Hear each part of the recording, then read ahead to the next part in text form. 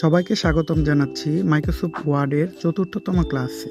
আর আজকে আমরা দেখব কিভাবে মাইক্রোসফট ওয়ার্ডে পিকচার ইনসার্ট করতে হয়।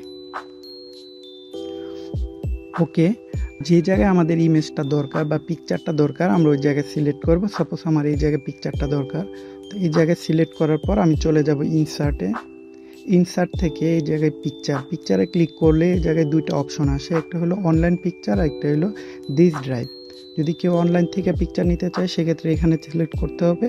আর যদি তো আমি পিসি থেকে নিচ্ছি, পিসিতে যে লোকেশনে পিকচারটা থাকবে ওই জায়গায় চলে যেতে হবে।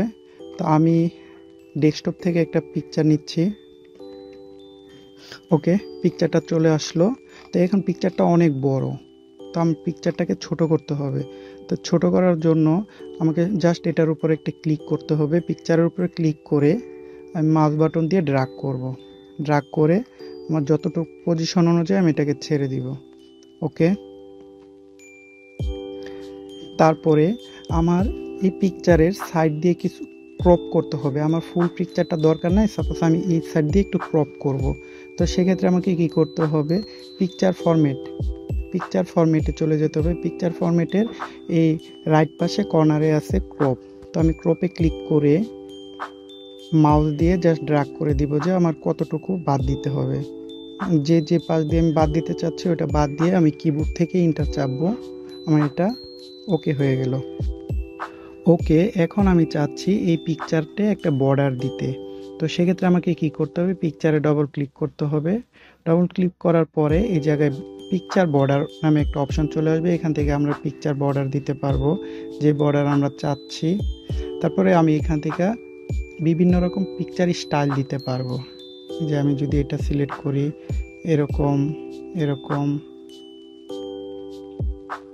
এখান থেকে আমরা অনেক রকম ফরম্যাট দেখতে পারবো। তো আমি যদি এটা সিলেক্ট করি, কত সুন্দর হয়ে গেল আমার পিকচারটা। এখন আমি যখন পিকচারটাকে এদিকে ড্র্যাগ করে টেনে আনতেছি, এটা আসতেছে না। তো এটা আমরা কিভাবে ঠিক করতে পারি, এটাতে পিকচারের উপর আমরা ক্লিক করব। ক্লিক করে র্যাপ টেক্সটে ক্লিক করব। এখান থেকে আমরা টাইটটা দিয়ে দিব। টাইট ক্লিক করব। এখন যখন আমি এটাকে যেখানে খুশি সেখানে ড্র্যাগ করে নিয়ে যেতে পারবো। এমনকি আমি যখন এটাকে লেখার মাঝে মাঝে নিয়ে যাচ্ছি তখন কি দুই পাশ দিয়ে লেখাগুলো সরে যাচ্ছে এবং ওইটা ওই পজিশনে চলে আসতেছে। ওকে,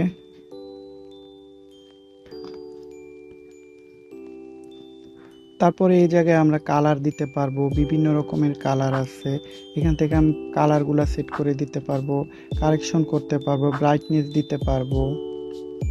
ওকে, এই বিষয়গুলো। তাই এখান থেকে আমি ব্যাকগ্রাউন্ড রিমুভ করতে পারবো। আমি যদি চাই যে কোথাও একটু ব্যাকগ্রাউন্ড রিমুভ করব, সেটাও আমি এখান থেকে করতে পারবো।